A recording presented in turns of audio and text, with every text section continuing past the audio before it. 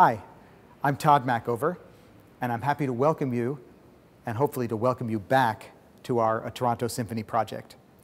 We launched the project in the middle of June, and it's now the beginning of December, about 4.5 months later. In that time, we've been exchanging music and ideas with many, many people in Toronto, and incredible things have happened.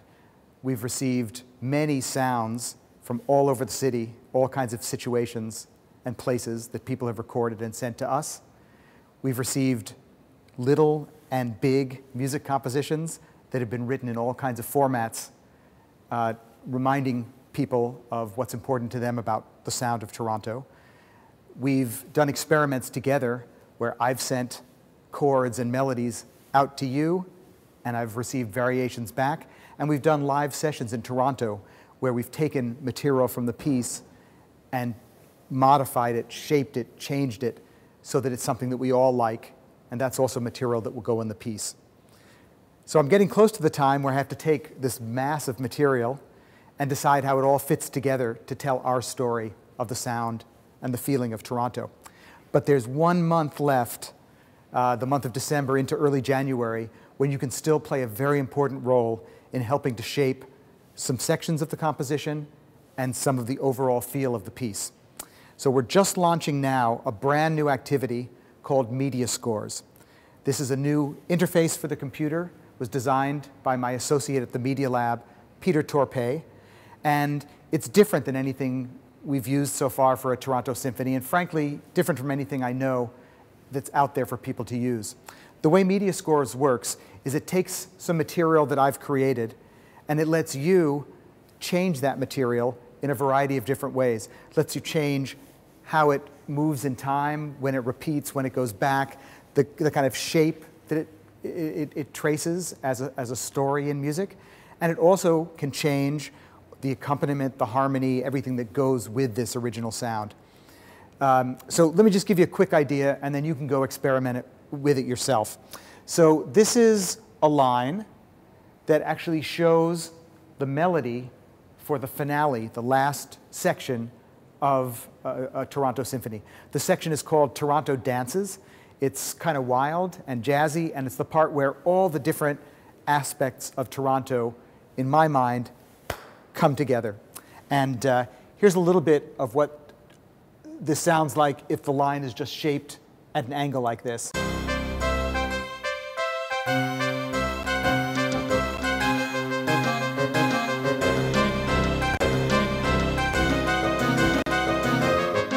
So I can play it, and it'll play through the music as I wrote it out.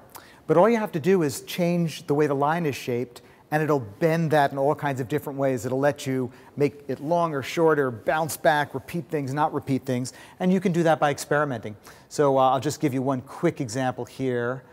If I do this, it'll jump back to the beginning of the melody.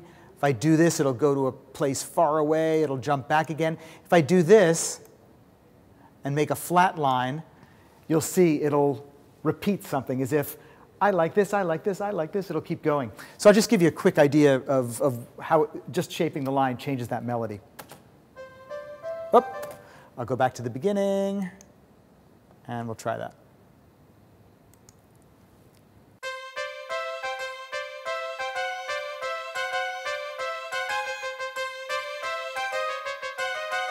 Now it's going back to the beginning. Now it's going to jump to something new. Now listen to this. And now it's going to go off into something new. Anyway, you can do all kinds of things with this material and make something really interesting out of it. And the other thing I can do is, let's see, there we go. I'll switch over to this. To be honest, Peter Torpey, who wrote the software, made this little composition because the software is absolutely brand new, and Peter knows it better than I do at this point. But what you can do is take all these extra colors, which you find up here with this crayon, and each extra color pulls out a different kind of accompaniment, a different kind of spice that's added to that melody. And the way I shape it does the same thing with those melodies. It twists them and turns them. I can do almost anything by drawing with these different colors. So I'll just quickly show you a little bit what Peter did by changing the shape of the white melody line in the middle and then adding these little accents around it.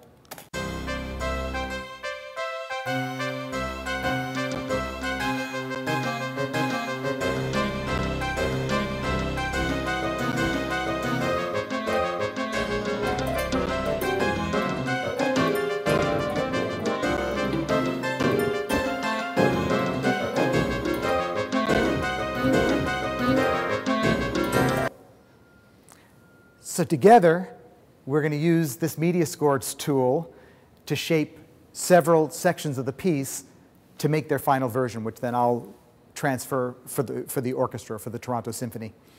The first thing that we're sending out right now is Toronto Dances, and this is the finale of the piece, and I want you, hopefully as many people as possible, to make your favorite version of how this finale should go, how long it should last, how much it should repeat, how differently it should change, how many different colors you use. Each color brings in a different kind of accompaniment. And I want you to make a version you really like, or make 10 versions, send them to us, we'll share these versions, and we'll decide over the coming weeks which version we like best. So we'll make this finale together. Over the next couple of weeks, we'll send out another Media Score challenge, which is to take the section before this, which is called City Soaring.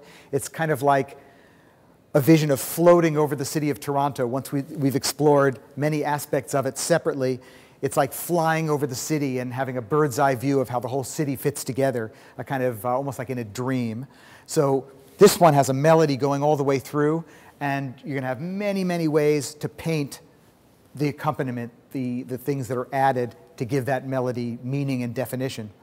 And then later, about the middle of the month, we're going to send a third challenge out, which is, I think, also really exciting. It takes some of the music that I've written, it turns it into little dots spread all around the screen, dots in different colors, and you can draw through those dots and make your own mix of the piece. And so I'm also going to ask you to experiment with my sounds and make the combination of them that you like best. The Media Scores and the little dots are very, very easy to use. They all work in your web browser. They won't take any training at all. But by using your ears, by listening to the material, and by thinking about what you really like, I'm certain you'll be able to come up with something that is exciting, that everybody in the community will have fun listening to, and which will really contribute to making this piece, not just my piece, not just your piece, but our piece. Thanks a lot, and I'll talk to you again in a week or so.